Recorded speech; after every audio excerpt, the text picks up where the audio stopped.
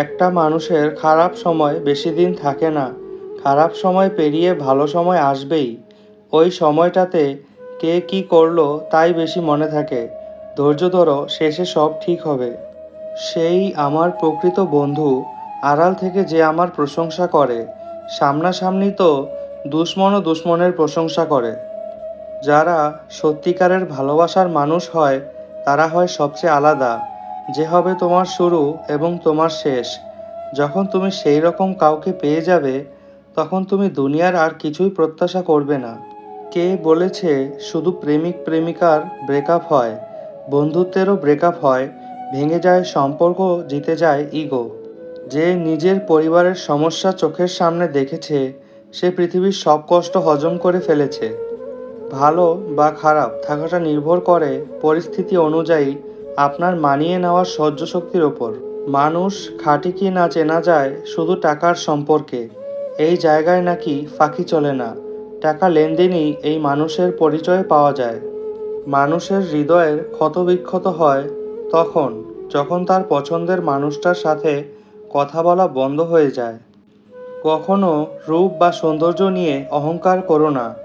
ময়ূরকে তার পেখমের ভারই তাকে উঁচুতে উঠতে দেয় না।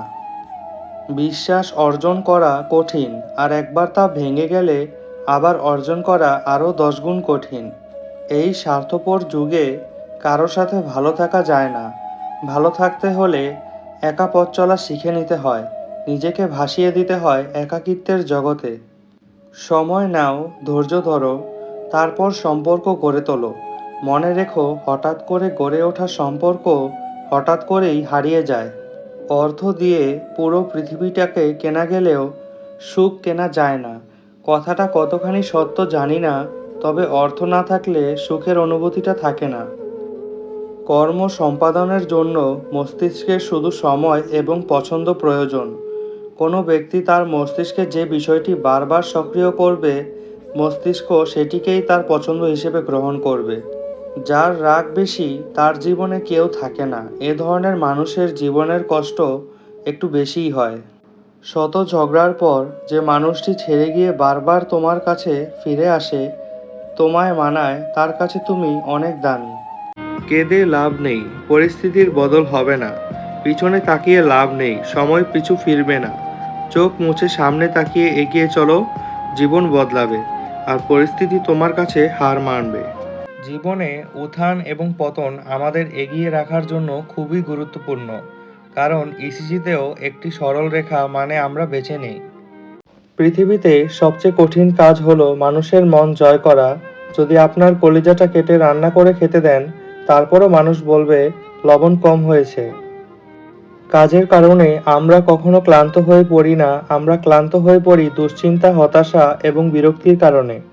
যে আমাকে ঘৃণা করে তাকে ঘৃণা করার সময় আমার কাছে নেই, কারণ যারা আমাকে ভালোবাসে আমি তাদের ভালোবাসতে ব্যস্ত থাকি।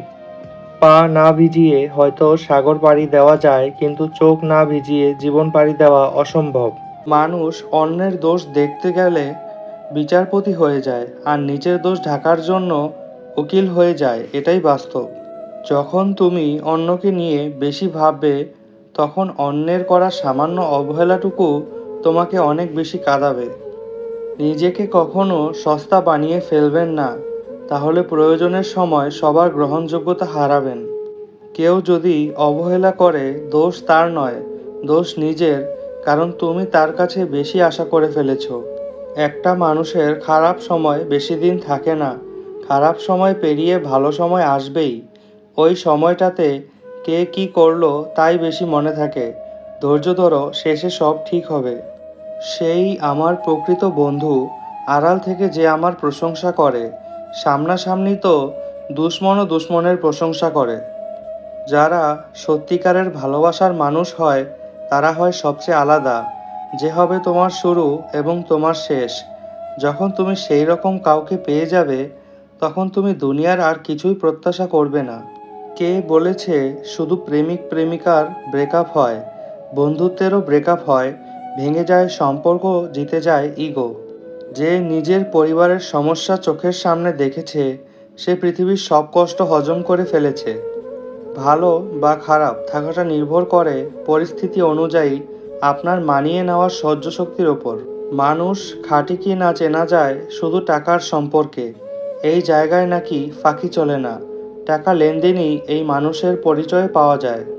মানুষের হৃদয়ের ক্ষতবিক্ষত হয় তখন, যখন তার পছন্দের মানুষটার সাথে কথা বলা বন্ধ হয়ে যায়।